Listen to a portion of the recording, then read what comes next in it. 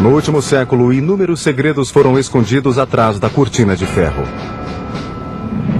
O caso em pauta é uma série de incidentes misteriosos que ocorrem há 50 anos e incluem quedas de OVNIs, batalhas aéreas e engenharia reversa nos subterrâneos da mais secreta base militar soviética, Kapustin Yar. Alguns afirmam que essa base foi palco de um incidente misterioso ocorrido em 1948, a espetacular aterrissagem forçada de um OVNI. Era 1948 e de repente um cilindro apareceu sobre a base aérea russa mais secreta. Não há dúvida de que Joe Stalin estava interessado em discos voadores e na tecnologia alienígena. Não acredito em nada facilmente, mas nesse caso sei que OVNIs visitaram Kapustin Yar. Kapustin Yar era uma das instalações mais importantes que os Estados Unidos monitoravam na Rússia. Por trás do arame farpado de Kapustin Yar, revelamos pela primeira vez relatos detalhados e confidenciais sobre a suposta queda de um OVNI. Teria a pesquisa que se seguiu ao incidente ajudado os soviéticos a vencer a corrida espacial? Tenho certeza de que os russos aplicaram a engenharia reversa em tudo o que encontraram, não me importava se fosse americano, alemão ou alienígena. Apresentaremos fotos inéditas de reconhecimento dessa base secreta. Essa foi a primeira imagem vista por pessoas fora da comunidade de inteligência. Examinaremos o centro subterrâneo de pesquisa de OVNIs de Kapustin Yar. Esconderam as instalações mais secretas dentro da base secreta. O incidente ocorrido em Kapustin Yar em 1948 permanece um enigma soviético. Um evento crucial que os pesquisadores de OVNIs ainda chamam de Roswell russo.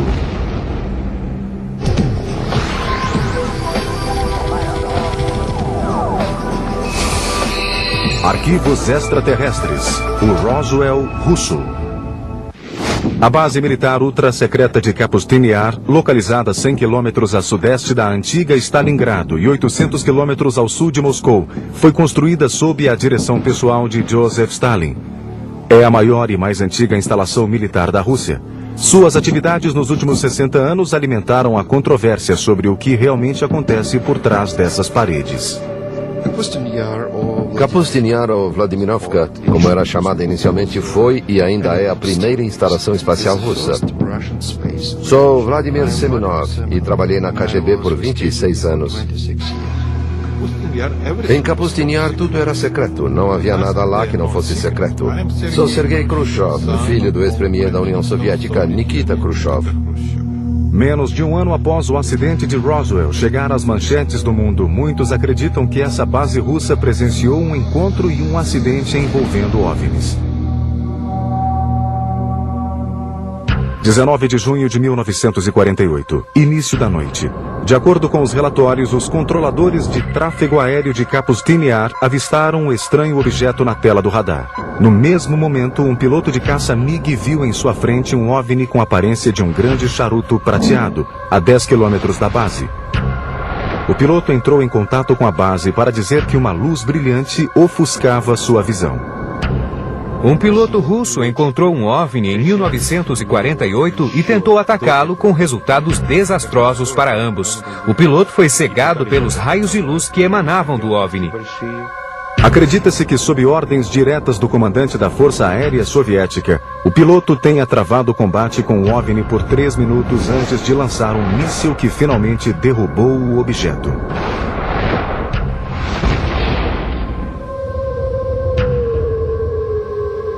Mas, diferentemente de Roswell, esse incidente não chegou aos jornais.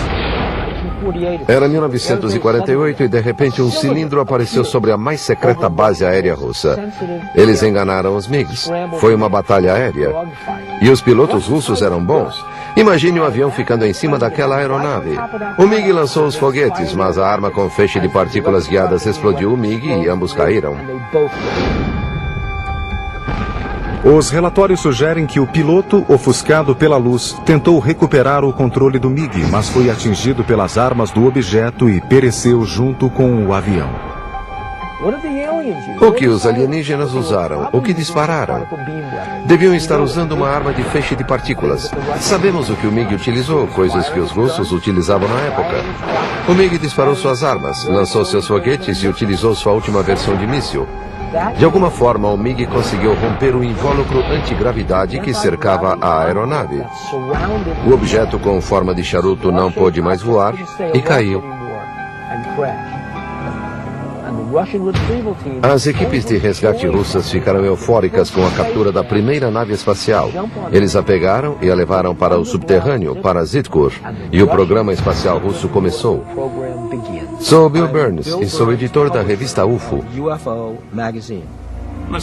Sejamos sinceros, todos queriam pôr as mãos em um disco voador.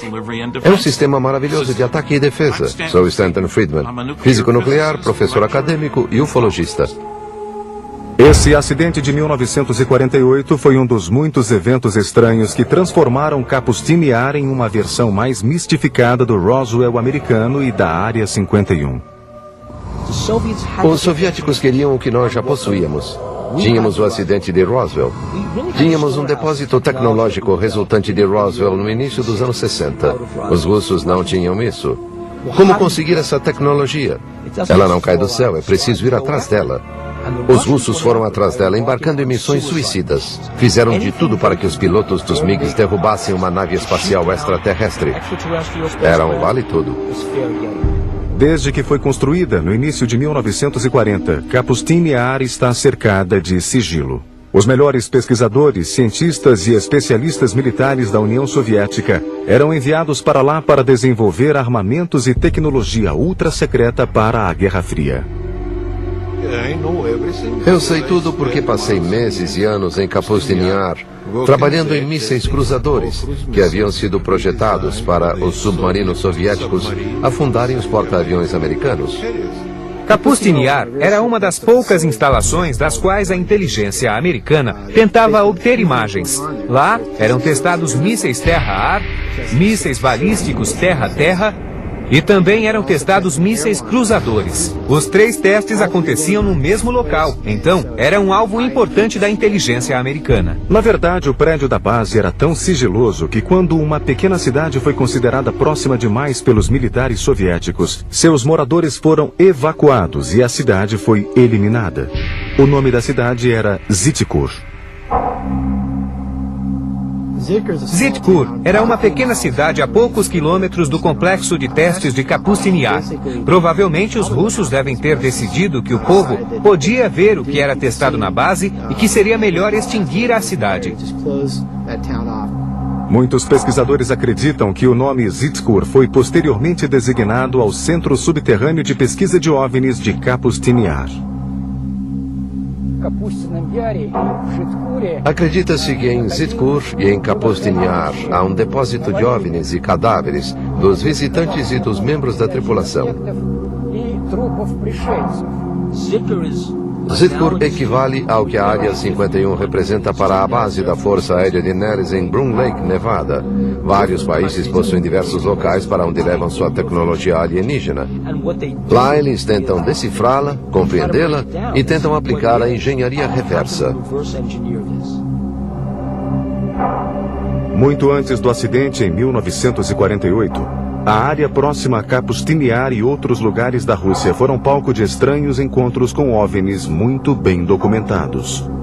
Alguns são anteriores à Rússia, tal qual. A Rússia é uma terra enorme e os OVNIs são vistos sobre seus territórios há milhares de anos. Sou Paul Stonehill, coautor de UFO USSR. Um OVNI foi visto em 950 a.C. por um viajante estrangeiro chamado Ibn Fetlan.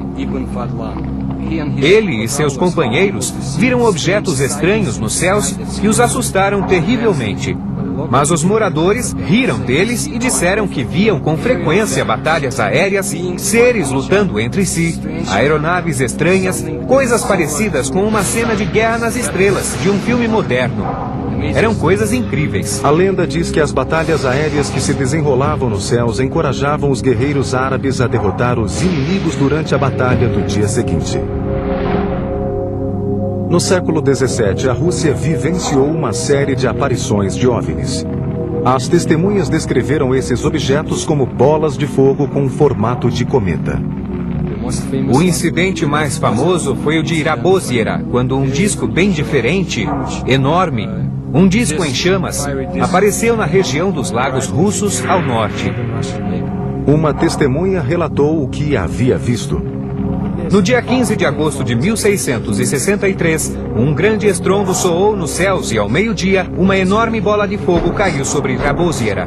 A esfera lançou 2 feixes fumegantes. O objeto foi do sul para o leste e estava a cerca de 500 metros de distância quando desapareceu. Mais tarde, ele retornou e ficou sobre Rabozyera por 1h30, enchendo de temor aqueles que o viam. Esse relato também conta em detalhes que um pescador foi queimado pelo lago em chamas e que peixes reluzentes pulavam da água para a terra para escapar da ameaçadora bola de fogo. Histórias como a de Rabozyera eram comuns na Rússia pré-revolucionária e também na Europa. Quando falamos especificamente das aparições ocorridas no território da União Soviética, as porcentagens são muito altas. Mais de 50% dos OVNIs avistados foram descritos como tendo a forma de uma esfera em chamas. Outra aparição extraordinária ocorreu em Moscou em 1892. O relato de uma testemunha foi publicado em 17 de março do mesmo ano em uma edição do jornal russo Svet. A coluna de luz foi direcionada para a Terra, criando feixes de luz coniformes da cor do fogo. A claridade era considerável e podia ser comparada à de uma lâmpada elétrica de rua. O ponto de onde os raios eram lançados não se moveu em nenhum momento e os raios ficaram visíveis por 20 a 25 minutos. Enormes bolas de fogo foram vistas nos céus da Rússia por séculos. Mas não houve nada maior nem mais devastador do que o evento que destruiu a floresta de Tunguska em 1908. É claro que surgiu uma teoria de que não era um cometa, não era um meteorito, que era na realidade uma nave espacial.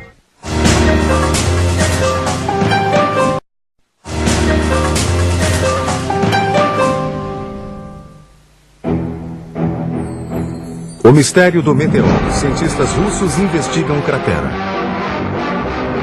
Cientistas comunistas examinam a vasta cratera siberiana. Uma nuvem de poeira cósmica atravessou o sistema solar e atingiu a Terra. Uma chuva de meteoros assolou a atmosfera terrestre. Tudo isso faz parte da história do meteoro que caiu na noite de 1908 na Sibéria com a força de uma bomba atômica. 30 de junho de 1908, 7 horas da manhã. A tranquila floresta de Tunguska, na Sibéria, foi atingida por uma explosão ensurdecedora com força equivalente à de uma bomba de hidrogênio de 40 megatons. Árvores enormes se quebraram como se fossem galhos, enquanto a explosão dizimava a floresta. Os efeitos do abalo foram sentidos na Europa Ocidental e inicialmente acreditava-se que fora causado por um meteoro gigante que caíra na Terra. Minha conclusão pessoal foi de que era a mãe natureza exibindo sua força.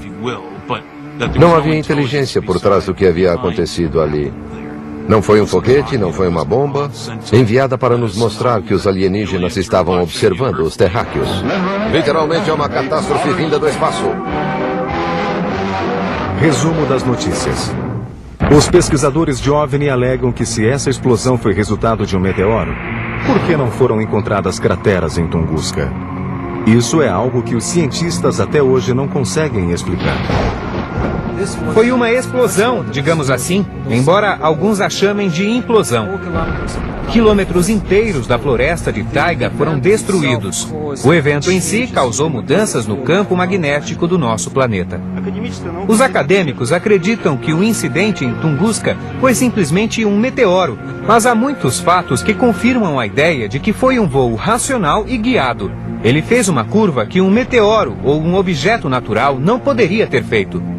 O que poderia ter criado tal nível de devastação sem deixar uma cratera? Os atuais pesquisadores de OVNI não são os primeiros a suspeitar que o incidente em Tunguska não foi obra de um meteoro.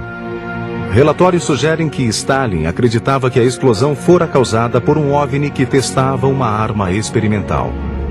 Stalin estava interessado em obter informações que determinassem se os OVNIs representavam uma ameaça imediata para a segurança soviética.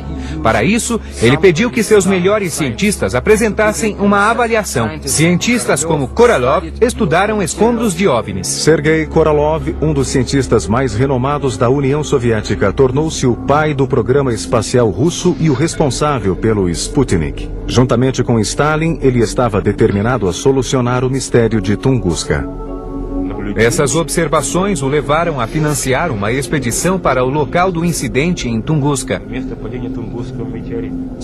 Sergei Korolev utilizou seu próprio dinheiro para enviar uma expedição a Tunguska em helicópteros. Korolev não se reuniu com Stalin. Alguns pesquisadores queriam provar que Korolev teve uma reunião com Stalin, mas não há nenhuma evidência. Stalin presumiu que podia ter sido uma nave espacial. Ele queria encontrar os fragmentos, montá-los e recriar o objeto com fins militares. Inicialmente, Korolev encontrou muitas marcas físicas ainda visíveis em Tunguska, mas a descoberta mais chocante foram os fragmentos de metais radioativos encontrados no local. Não eram destroços característicos de asteroides ou meteoros. Seguindo a rota de voo do objeto de Tunguska, depois do local da queda, há uma área que os ufologistas russos chamam de cemitério do demônio, uma área em que nenhuma planta ou animal sobrevive. Lá também existem níveis de radioatividade acima do normal. Tudo isso é resultado de um provável fragmento de metal radioativo desprendido na queda.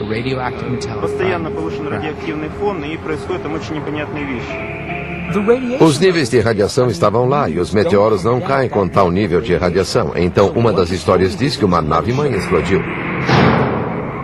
Acredita-se que Korolev confessou a Stalin que o incidente em Tunguska fora de fato causado por um OVNI e que fragmentos dele ainda estariam espalhados pela área. No entanto, no relatório oficial ultra-secreto, Korolev teria contado uma história bem diferente. A declaração oficial foi de que Tunguska fora resultado de um meteoro gigante. A ideia era que se a informação estivesse de acordo com a burocracia, tudo bem, senão ela era negada.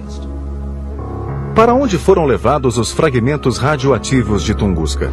Alguns acreditam que as provas foram levadas à base subterrânea de Kapustin Yar, Zitkur. Vários países possuem diversos locais para onde levam sua tecnologia alienígena. Os soviéticos a depositavam em Zitkur, que era o local onde poderiam estudá-la, tentar entender sua tecnologia e descobrir como utilizá-la. E é claro que a segurança nessas bases tinha ordens para matar invasores.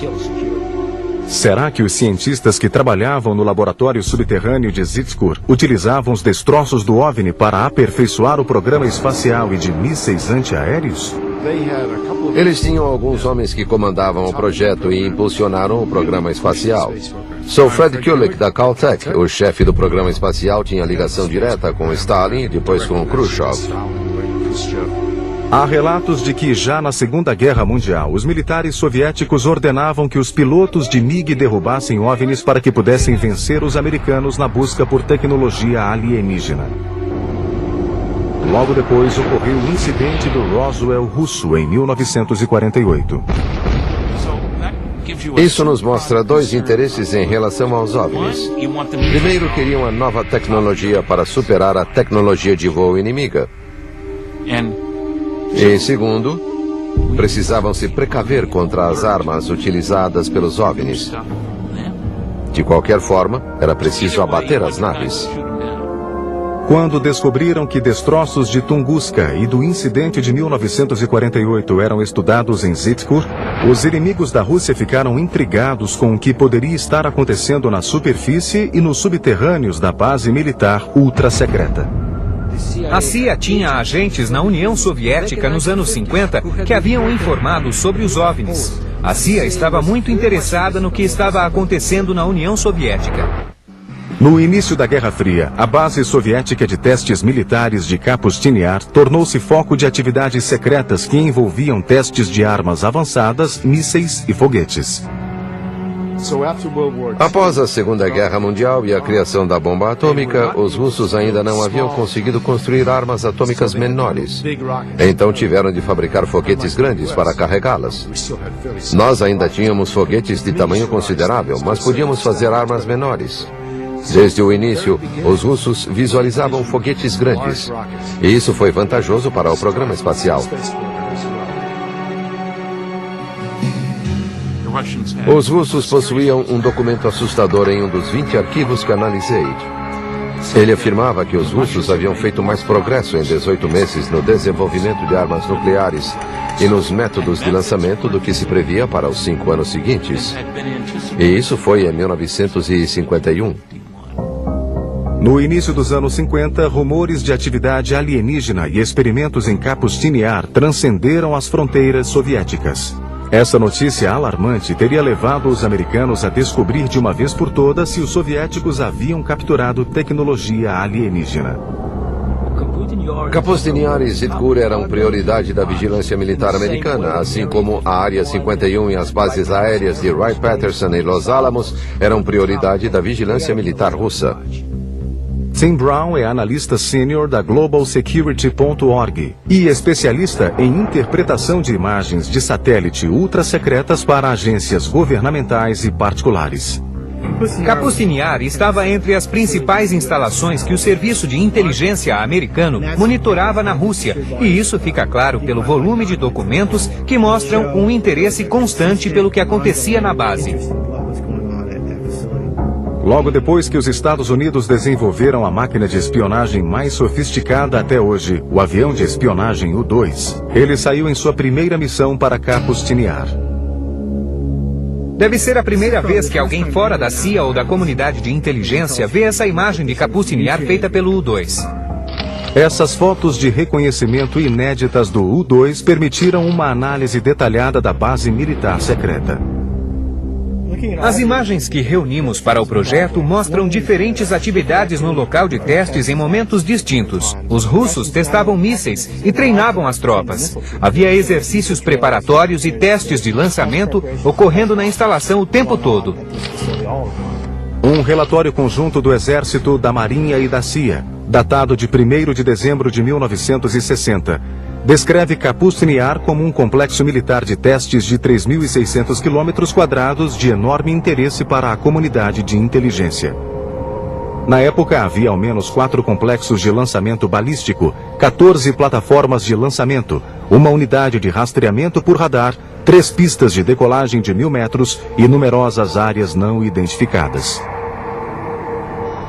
Mas o que as fotos de reconhecimento do U-2 não revelaram pode ser visto pela primeira vez nessa exclusiva incursão subterrânea pelo provável centro de todas as atividades alienígenas da União Soviética, Zitkur. Utilizando relatórios e desenhos do especialista em OVNI russo Anton Enfalov, essa reconstituição, vista pela primeira vez no Ocidente, pode ser o primeiro vislumbre dessa instalação secreta escondida a 400 metros abaixo de Kapustin-Yar.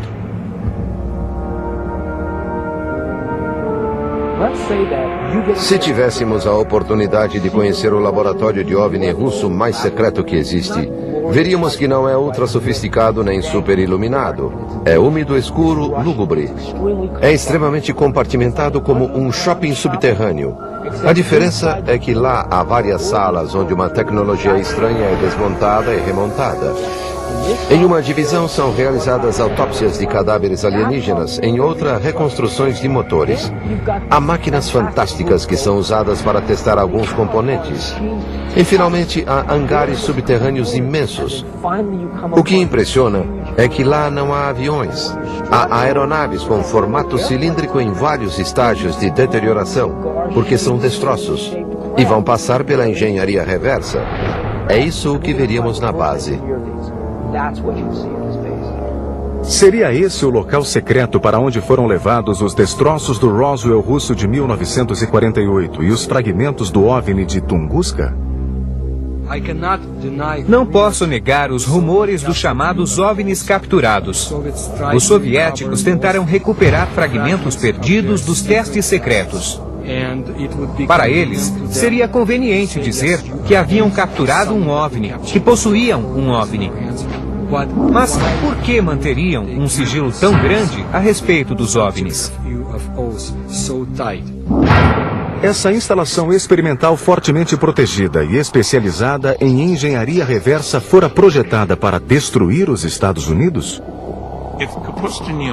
Kapustin Yar era utilizada para o desenvolvimento de foguetes, aeronaves, armamentos, armas a laser. Então precisavam de forte segurança, uma boa estrutura para os cientistas e instalações para computadores. Portanto, é bem provável que realizassem a pesquisa avançada sobre OVNIs lá. Não com um, mas com vários OVNIs. Seria o mais natural. E é claro que haveria bases subterrâneas, pois era preciso se proteger contra aeronaves invasoras, como o U-2.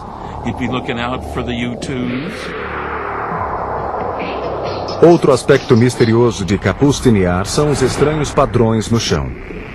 Stalin e Korolev teriam posicionado esses padrões estrategicamente para atrair OVNIs para a base? Alguns pesquisadores acreditam que os russos teriam emprestado essa ideia de antigas civilizações, cujas pirâmides construídas em formatos e padrões geométricos atrairiam habitantes de outros mundos.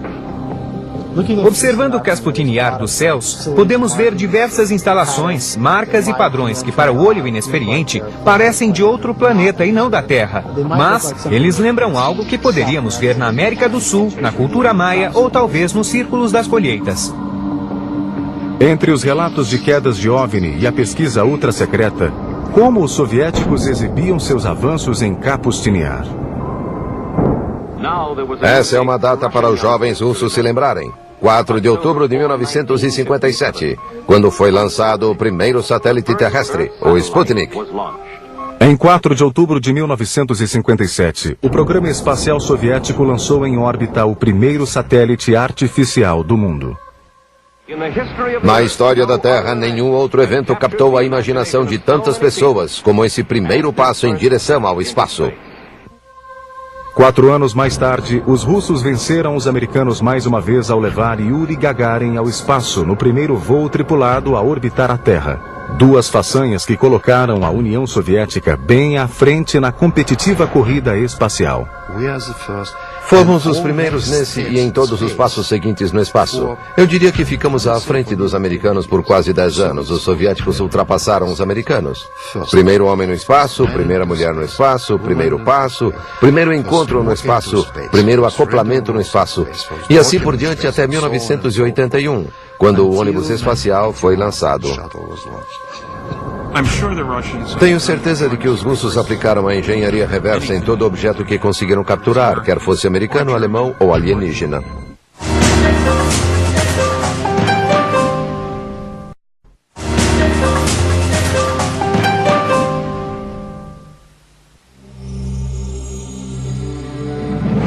A principal autoridade russa em OVNIs é um homem tão lendário e popular no país que é conhecido somente pelo sobrenome Ajaja.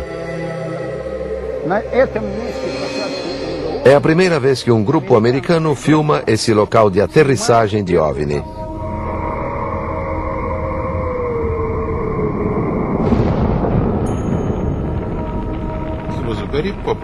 Ele era muito popular no auge da atividade de OVNIs na União Soviética. No final dos anos 1960 e 70 não era permitido, mas também não era proibido falar sobre isso. Ajaja convidou nosso programa para conhecer o ponto onde um OVNI teria caído, não muito distante do local da queda do Roswell russo de 1948. Eu tenho de ficar ali, naquele local em particular. Usando 2 varas de cobre, Ajaja inicia a expedição testando a energia que o local do acidente ainda emite hoje.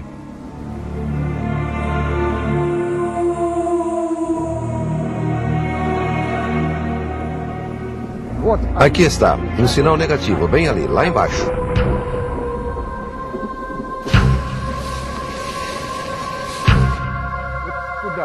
Lá embaixo, por ali. Aqui neste lugar ocorreu a aterrissagem forçada de um disco voador. Primeiro vou passar pelo meio. Depois andarei perpendicularmente e depois passarei na diagonal. É aqui que a divisa começa. Muito bem, estou indo para o centro. No centro vemos que várias plantas crescem. Estão compactas. Mas o mais importante é que aqui apresenta um sinal positivo. Agora vamos em direção à divisa. E o sinal é neutro. E aqui é outra parte da divisa. Daqui até lá.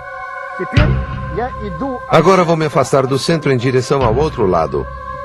A Jaja atravessa o contorno de 30 por 6 metros do OVNI com formato de charuto que teria caído aqui em 1961. De novo, vamos voltar. Aqui apresenta um sinal forte e poderoso. Vê como está se movendo? É fortemente positivo. Vamos voltar. Negativo. Aqui, está vendo? Aqui é a divisa. Existe um ponto ali, outro ponto ali, um terceiro e um quarto pontos.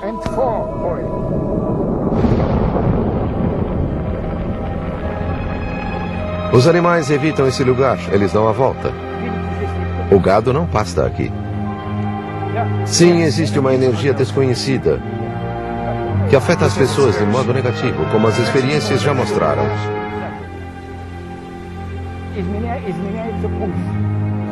A energia muda a pulsação, muda as batidas do coração. Você fica sem fôlego, começa a suar.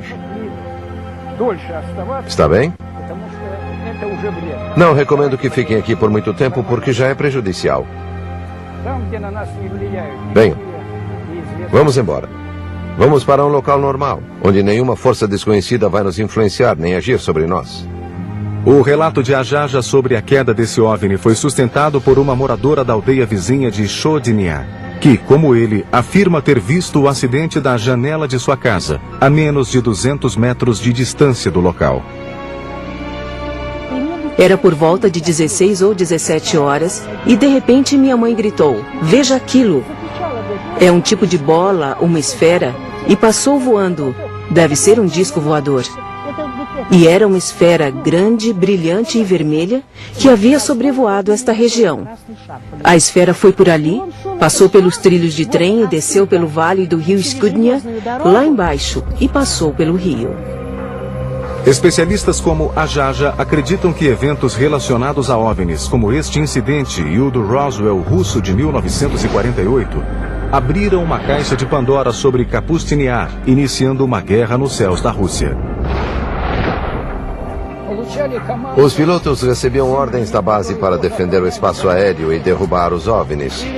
Em outras ocasiões, os OVNIs executavam ataques aterradores. O que me intriga em relação aos russos são as supostas batalhas aéreas entre OVNIs. Já li vários relatos sobre isso, sobre muitos deles travando batalhas aéreas. Talvez a prova mais convincente dos encontros entre os MiGs soviéticos e OVNIs sobre Kapustiniar venha diretamente do piloto de testes mais famoso da União Soviética, Marina Popovich. Heroína nacional, cosmonauta e talvez o Chuck Yeager russo, ela afirma que testemunhou batalhas reais entre pilotos soviéticos e OVNIs. Em 1964, ocorreu um incidente durante uma missão de treinamento da Força Aérea Soviética. Alexander Kapengan era o comandante do esquadrão e instrutor de voo em uma escola. Um dia, ele voava com um cadete quando foram atacados por um OVNI e mergulharam em espiral. Em outra missão militar ultra secreta, em fevereiro de 1980, o coronel Popovich encontrou múltiplos objetos não identificados nos céus da Rússia. Eu vi 3 bolas de fogo, 3 luzes incríveis de formato triangular e vi quando elas desapareceram. Outro piloto de caças MiG, o coronel Vyatkin Lev Mikhailovich, concordou em fazer um relato pessoal inédito para nossas câmeras. 7 de agosto de 1967. 18 horas e 30 minutos. O coronel Mikhailovich reportou que seu MiG fora momentaneamente capturado em pleno voo por um OVNI.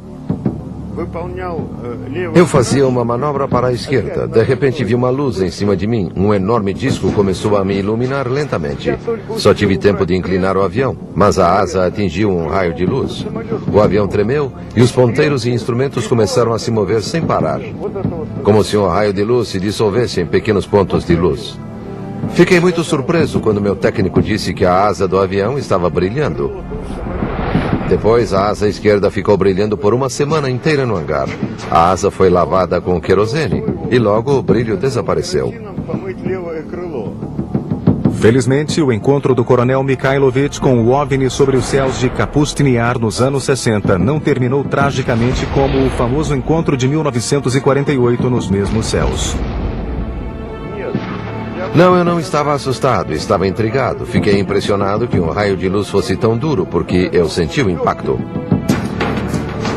Relatos de aparições de OVNIs vindos de civis e militares continuavam a inundar o governo soviético, e a KGB se ocupava de encobrir os fatos, silenciando os envolvidos e censurando a imprensa. Mas, enquanto isso, a agência de espionagem criava um relatório sobre a atividade alienígena na União Soviética chamado Arquivo Azul da KGB. Os americanos nunca entenderão isso, porque era preciso estar dentro da KGB para saber o poder que ela possuía. Na época do Stalin, a KGB era incrivelmente poderosa.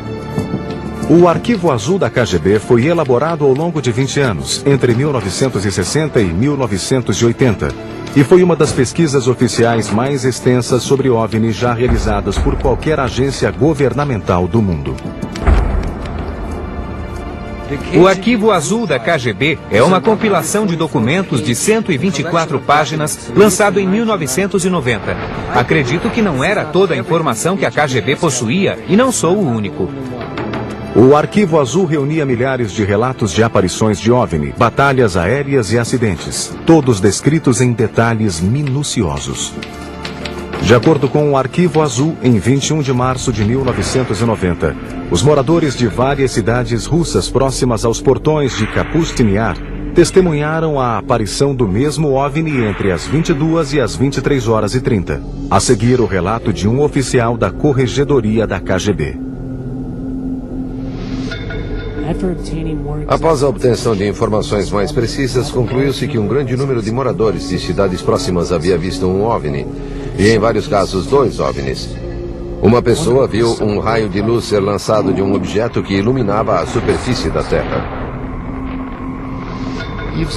Se existiam tantos rumores e histórias sobre OVNIs, cedo ou tarde, o governo iria pedir uma explicação ao serviço de inteligência. E a KGB tinha de criar um arquivo com todas as declarações das testemunhas que viram ou pensavam ter visto um OVNI. Seria possível que o incidente de 1990 fosse um simples teste militar lançado da base de Kapustin Yar? Ou seria mais um incidente envolvendo OVNIs?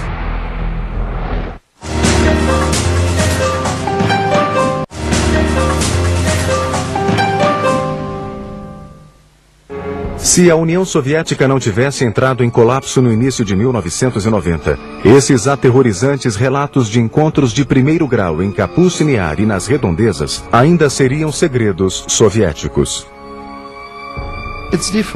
É diferente porque a época é outra. Se falássemos com uma geração mais velha, sim, é claro, não há dúvida. Mas hoje é totalmente diferente. É outra geração agora, que vive em outra sociedade e tem muito mais liberdade. Essa nova liberdade na Rússia possibilitou que os produtores do programa adquirissem imagens militares soviéticas através de canais oficiais. Durante os anos 50 e 60, os militares soviéticos sofreram uma série de fracassos em lançamentos de foguetes e testes de mísseis que resultaram em sucessivos desastres. Seriam esses fracassos meros acidentes? Ou ataques de represália dos OVNIs?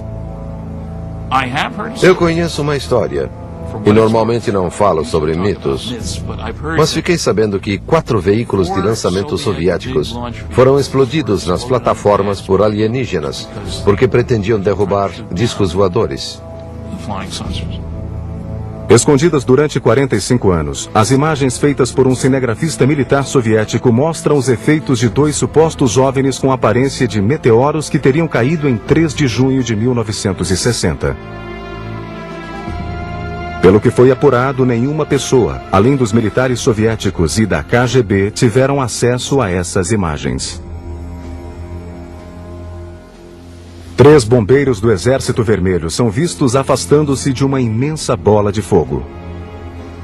De acordo com os relatos, ela continuou a se expandir, provocando explosões na área por mais de 1 hora. Um dos OVNIs com formato de meteoro teria destruído 3 foguetes soviéticos nas plataformas de lançamento, enquanto o outro destruía um depósito de combustível a poucos metros de Zhitkur, o centro subterrâneo de pesquisa de OVNIs. Os escombros dos 2 OVNIs vistos aqui foram rapidamente levados a Zhitkur.